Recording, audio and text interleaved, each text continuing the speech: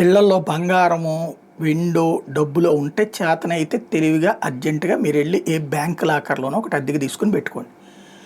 లేదా అక్కడ జాగ్రత్తగా పెట్టుకోవడంతో పాటు ఇంటి చుట్టూతా సీసీ కెమెరాలు స్పష్టమైన విజువలైజ్డ్ కనిపించేటటువంటి సీసీ కెమెరాలు పెట్టుకోండి. లేదా ఇప్పుడు ఆ సెక్యూరిటీ ఏజెన్సీస్ ఉంటున్నాయి. అట్లాంటి వాళ్ళు అద్దెలకు కూడా ఇస్తున్నారు. అట్లాంటిదైనా పెట్టుకోండి.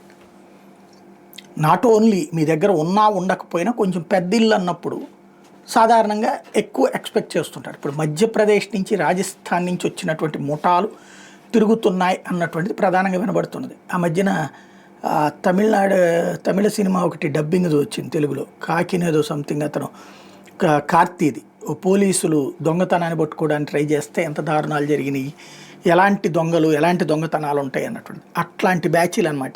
వీళ్ళ దగ్గరికి వెళ్తే పట్టుకుని మళ్ళీ ఆ బంగారాన్ని రికవర్ చేసుకోవడం కూడా కాదు, ఇంకోటి నిర్దయగా చంపిపడేస్తారు. డబ్బు బంగారం అనేది మనుషుల ప్రాణాలు తీయడం ఎంత సులభమనడానికి సాక్ష్యం. వాళ్ళ హైదరాబాదులో ఒక భార్యాభర్త వృద్ధ దంపతులు 3 కోట్ల రూపాయల క్యాష్, ఇంట్లో దాదాపుగా బంగారం దాదాపు 2-3 కోట్ల రూపాయలు వాల్యూ చేసేది ఉంది. ఇంట్లో పని చేసుకోవడానికి మనుషులు లేరని చెప్పేసి నేపాల్ వాళ్ళని పెట్టుకున్నారు, ఒక అబ్బాయి అమ్మాయిని. వాళ్ళిద్దరు కలిసి మొత్తం ఇచ్చి వీళ్ళిద్దరిని చంపేసి మొత్తం పట్టుకుపోయారు. అంటే నీ చేతిలో క్యాష్, నీ చేతిలో గోల్డ్, నీ ప్రాణాలకే ప్రమాదం అయినటువంటి సందర్భం.